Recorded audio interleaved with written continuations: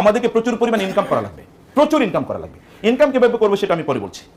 2 নম্বর বিষয় হচ্ছে যে ইনকাম করার জন্য আমাদেরকে লাগবে হলো ব্যবসা করা, কারণ ব্যবসার মধ্যে প্রচুর পরিমাণ কি আছে, বারাকা আছে। এখন ব্যবসা করার জন্য কি লাগবে, আমাদের প্রতিষ্ঠান লাগবে। ব্যবসা করার জন্য কি লাগবে, প্রতিষ্ঠান লাগবে। যেমন ইহুদিদের প্রতিষ্ঠান আছে, যেমন বললাম। আচ্ছা, অ্যাপল পৃথিবীর সবচেয়ে দামি মোবাইল কোম্পানির নাম কি?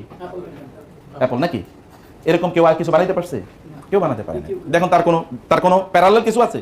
প্যারালাল কোনো কিছু নাই, প্যারালাল। আচ্ছা, পৃথিবীতে কম্পিউটারের জগতে আপনার যা লাগবে, যেমন সফটওয়্যার সব সফটওয়্যার কারা বানাইছে বলেন তো? সব মাইক্রোসফট। মাইক্রোসফটের আপনি চলতে পারবেন, মানে এমএস যেটা আমরা বলি, মানে অফিসের মধ্যে কি আছে? ওয়ার্ড আছে, এক্সেল, তারপরে কি পাওয়ার পয়েন্ট, মানে অফিসের যা আছে এটা আপনি বলেন তো মাইক্রোসফট ছাড়া আপনার পক্ষে সম্ভব কিনা? তো মাইক্রোসফট কোন দেশের কোম্পানি?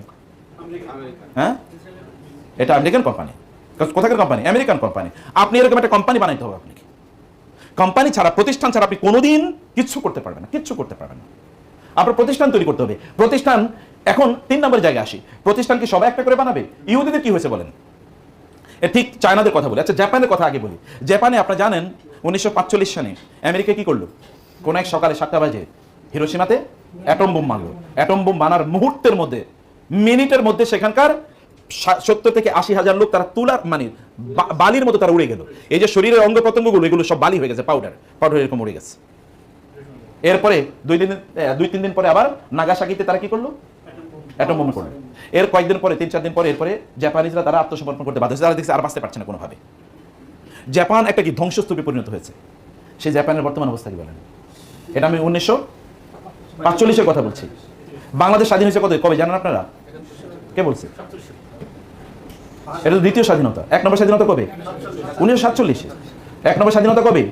1947। এই অঞ্চল তো 1947, এটা তখন নাম ছিল ইস্ট পাকিস্তান, এতটুকুই। অথবা তো ইন্ডিপেন্ডেন্ট, তখন আলাদা। 1947 আর 1945। 1947-এর পরে আমরা কোথায় আর জাপান কোথায় বলেন? 1947 কি আমাদের যুদ্ধ বিধ্বস্ত দেশ? কিচ্ছুই তো হয় না, যুদ্ধ তো এখানে হয়নি, কারণ আমরা তো আলাদা দেশ পেয়ে গেছি। এর কোনো যুদ্ধ 1971 যুদ্ধ হয়েছে, তাও তো এত কোনো বড় কোনো কিছু ডিজাস্টার ঘটে নাই। জাপানে সব ধ্বংস, কিছুই নাই। তাহলে জাপান তৈরি হলো কিভাবে? আপনারা জানেন জাপানের ইকোনমিক সাইজ জানেন আপনারা? এখন চায়না দ্বিতীয়, পৃথিবীর 1 নম্বর ইকোনমি কারা? আমেরিকা। 2 নম্বর ইকোনমি কারা? চায়না। এই কিছুদিন আগেও 2 নম্বর ইকোনমি কারা ছিল? জাপান ছিল। জাপানের টোটাল টাকা পয়সা যা আছে 57টা মুসলিম দেশের সব টাকা মিলালেও জাপানের অর্ধেক হবে না। কথা বুঝেন না আমারটা? তাহলে আপনার রাস্তায় ফিরলে পড়েন না কেন? সুবহানাল্লাহ বলেন কমপক্ষে নাকি? এটা জাপানের জন্য সুবহানাল্লাহ না আপনার জন্য সুবহানাল্লাহ? আপনার জন্য আস্তাগফিরুল্লাহ পড়া উচিত। জাপানের যা অর্থনীতি আছে, এই টোটাল অর্থনীতির অর্ধেক নাই গোটা 57টা মুসলিম দেশের। জাপান করে কি বলেন তো? আপনি যদি সৌদি আরবে যান, এমনকি আমেরিকাতেও গেলে দেখবেন BMW চলে, অথবা আপনি দেখবেন কি টয়োটা চলে, অথবা জাপানের গাড়ি ছাড়া আর কিছুই চলে না। আচ্ছা বলেন তো, পৃথিবীতে জাপান করছে কি?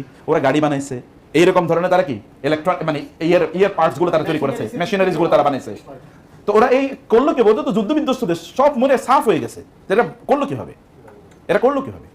এরা তখন জাপানের পরবর্তী গভর্নমেন্ট যারা, সরকার যারা আসছিল, অথবা এরকম কিছু লোক, যে আপনাদের মতো, আমাদের ফরিদ ভাইয়ের মতো এরকম কিছু লোক তারা একত্রিত হয়েছে। তারা একত্রিত হয়ে তারা চিন্তা করলো কি করবে? কিছু লোকের তারা প্রশিক্ষণ দেবে। কোথায় প্রশিক্ষণ দেবে? লোক নাই, তারা পাঠালো আমেরিকাতে, যাও ওইখানে প্রশিক্ষণ নিয়ে আসে। ইউরোপে যাও, ওইখানে প্রশিক্ষণ নিয়ে আসে। তো রাষ্ট্রীয় দেশে কিন্তু অর্থনৈতিক অবস্থা খুবই খারাপ, কিন্তু কিছু টাকা যা আছে এটা দিয়ে একজনের পাঠালো, যাও ওইখানে যাও, গিয়ে সেখান থেকে ট্রেনিং নিয়ে আসো। ট্রেনিং নিয়ে আসার পর তোমাকে আমাদের টাকা দিয়ে পাঠিয়েছি, তোমাকে আমার দেশে ফিরে আসতে হবে। তুমি ওইখানে থাকলে 10,000 টাকা বেতন পাইতে, আমরা তোমাকে 12,000 টাকা বেতন দেবো। ট্রেনিং তুমি নেবা, আমার টাকা দিয়ে তুমি ট্রেনিং নেবা, কিন্তু তুমি ফিরে আসবা, ফিরে এসে আমার এখানে চাকরি করবা, কিন্তু তোমাকে দেবো কত বেতন? ওইখানে যা পাইতে তার চেয়ে আমি তোমাকে 2,000 টাকা বেতন বাড়াই দেবো।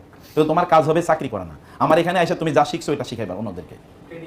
ট্রেনিং, তুমি যা শিখেছো এটা এসে তুমি যা শিখেছো এরকম 10 জন লোকের শেখাবা। এই 10 জন আর 10 জন, এই 10 জন আর 10 জন, গোটা জাতি কি টেকনিক্যালি স্কিল, গোটা জাতি টেকনিক্যালি স্কিল। গত পরশু আমাকে একজন ইউনিভার্সিটির প্রফেসর বলছে, আমি যেহেতু ইউনিভার্সিটির প্রফেসর, তো একজন প্রফেসর বললো যে উনি একটা দোকানে গিয়েছে হলো ওষুধ কেনার জন্য। তো ওই দোকানের যে ওষুধ বিক্রি করে তার জিজ্ঞেস করলো কি তোমাকে তো দেখতে স্মার্ট মনে হয়, পড়াশোনা করেছো কোথায়? বলো স্যার আমি একটা প্রাইভেট ইউনিভার্সিটি, খুব নামি দামি প্রাইভেট ইউনিভার্সিটি থেকে ফার্মাসিতে বিএসসি করেছে, ফার্মাসিতে। বলো ফার্মাসিতে তুমি বিএসসি করছো, এখানে তুমি ওষুধ বেচো, ওষুধের দোকানে বসে বেতন পাও কত? বলে স্যার 15,000 টাকা। তো তুমি এরকম চাকরি করো, এটার জন্য তো ফার্মাসিতে পড়াশোনা করার প্রয়োজন নেই। বলে স্যার কী করবো, কোনো চাকরি পাই না তো, অতএব যেটা পাইছে এটাই করতেছে। পড়েছে কোথায়? ফার্মাসিতে। ও তো এখন একটা ফার্মাসি একটা কোম্পানি ফার্মাকোলজি ফার্মাসিউটিক্যাল কোম্পানি দেওয়ার কথা, কারণ ও তো পড়াশোনা করেছে কিভাবে হাউ টু ম্যানুফ্যাকচার মেডিসিন, কিভাবে ওষুধ বানাবে এটা পড়ার কথা, এটা সে শিখেছে ওখানে পড়াশোনা করেছে, কিন্তু আইসা করতেছে কি? আপনি দেখেন যারা বিবিএ পড়ছে, আপনার এখানে অনেকে হয়তো থাকবেন, পড়ছে বিবিএ কিন্তু এখন গিয়ে হোটেলের ওয়েটার, অথবা ধরুন হোটেলে এমনি ওই যে ওষুধ ইয়াটিয়ে লেখে, আগে ভাউচার লেখে, পড়েছে বিবিএ, তো বিবিএর সাথে ভাউচার লেখার কি সম্পর্ক? ভাউচার লেখার জন্য কি বিবিএ পড়ার প্রয়োজন আছে? তাহলে প্রবলেমটা কোথায়? স্কিল ডেভেলপ করে না, আমাদের ডেভেলপ করে নাকি স্কিল, মূলত স্কিলের অভাব। আপনাকে ডেভেলপ করতে হবে স্কিল যেটা আপনার কাজে লাগবে। এই পড়া তো আপনার কাজে লাগবে না, তাহলে আপনি কেন এই পড়া পড়ছেন?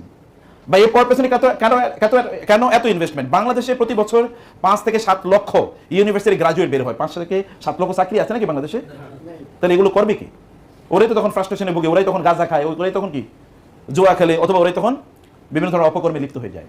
মূলত পড়াশোনাটা দরকার ছিল লাইফ ওরিয়েন্টেড, জীবনমুখী তার পড়াশোনাটা দরকার ছিল, যে এই পড়াশোনাটা তার কাজে লাগবে। এটা জাপানিজরা করেছে, যেমন একটা এক্সাম্পল বলছি। অতএব স্কিল ডেভেলপ মানে এদের দেখেন একটা কমিউনিটি ডেভেলপমেন্ট,